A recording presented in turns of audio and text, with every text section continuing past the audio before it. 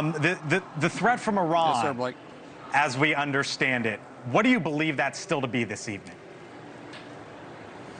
Well, I mean, there's always a threat when you have the Ayatollah that's still running that country. However, we're not interested in regime change at all.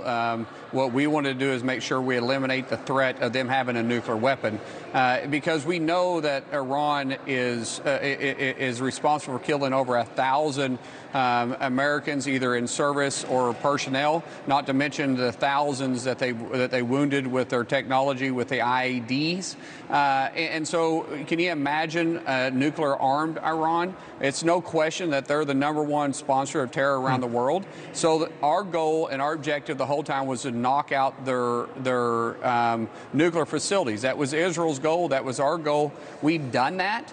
And now if they try to rebuild it, we will do it again. However, the Iranian people at some point are going to have to make the decision, is the Ayatollah that brought in this reign since 1979, is this still the regime they want running the beautiful country of Iran? And that'll be a question that they will have to answer, but that's not our objective here. Vice Admiral Cooper, again, who is likely to be running CENTCOM here probably at some point later this summer, said something that caught my attention, Senator. Here it was about the threats underground. Obviously, there's been a lot of focus about what happened underground. I want to get your reaction on the other side.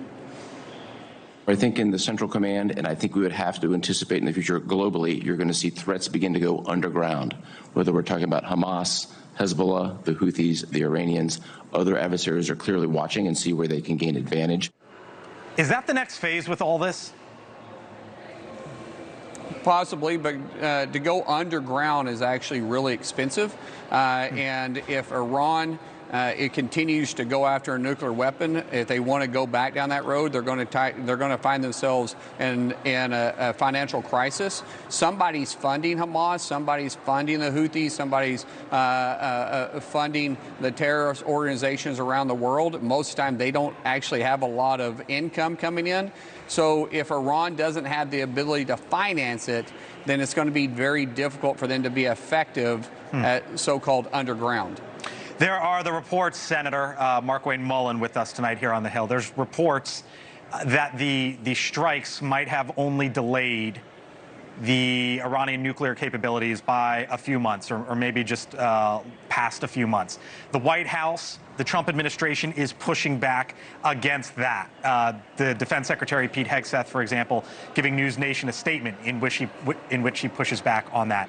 How much of the Iranian capabilities do you believe were actually destroyed in these strikes? Well, I believe you're referring to a report that got leaked out prematurely by DIA, which is Defense Intelligence Agency. We haven't even done the assessment. We do know that we greatly crippled and wiped out their infrastructure. Now, what you didn't do was wipe out the knowledge. The Iranian regime has the knowledge to still build the system back, but they will not be able to rebuild what we destroyed. That network is off. Now, what they can do, Blake, is they can go back in and say, hey, this was vulnerable, this wasn't vulnerable. We thought Fordo was incapable of being destroyed. We put too much stock in that. Now we're going to diversify it and go more underground with it. We're going to, instead of having as many eggs in one basket, we're going to have 20 sites instead of 5 sites. All that is possible because, as I said, they still have the knowledge, but will they have the finances to be able to do that? Okay. That answer is likely no. Let me leave you with this. As the president was headed abroad, Senator, he took to Truth Social and typed out the following. He said, to my friends in the Senate, lock yourself in a room if you must. Don't get home. Get the deal done this week. Speaking of the big, beautiful bill. Work with the House so they can pick it up and pass it immediately. No one goes on vacation until it's done. Is this getting done this week, Senator? And what is the biggest holdup from your perspective? Absolutely, it's getting done. The president and I spoke this morning about this. What did he tell you? He is committed. Leader Thune is committed. He wants to get it done. He wants us to stay here till we get it done, and we want to deliver on that too. Leader Thune has been already very clear that we're going to stay here in the Senate until we do get it done. The objective is of this bill is to make sure we get 51 in the Senate, and whatever that magic number is in the House. Remember, we always say 218, but it could be 215. Depending on who's there that day.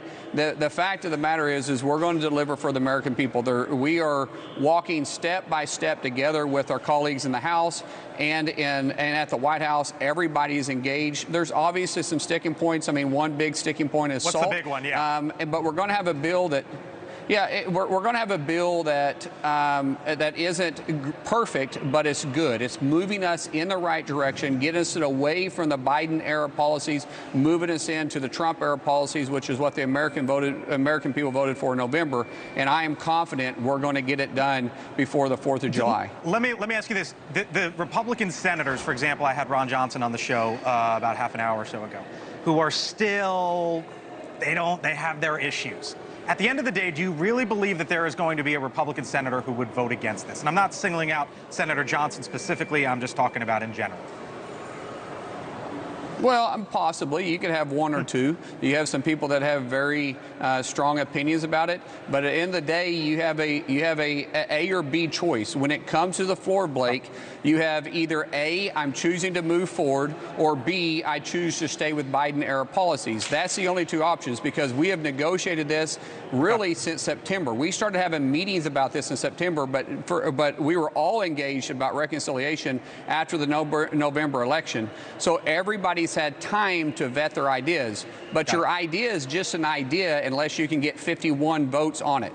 At the end of the day, it's a package that we've negotiated and got the best package we could possibly get for the American people that can pass both chambers and get on the president's desk. Markwayne Mullin, senator from Oklahoma, with us tonight, speaking to the president earlier today. Thank you, sir. Appreciate it.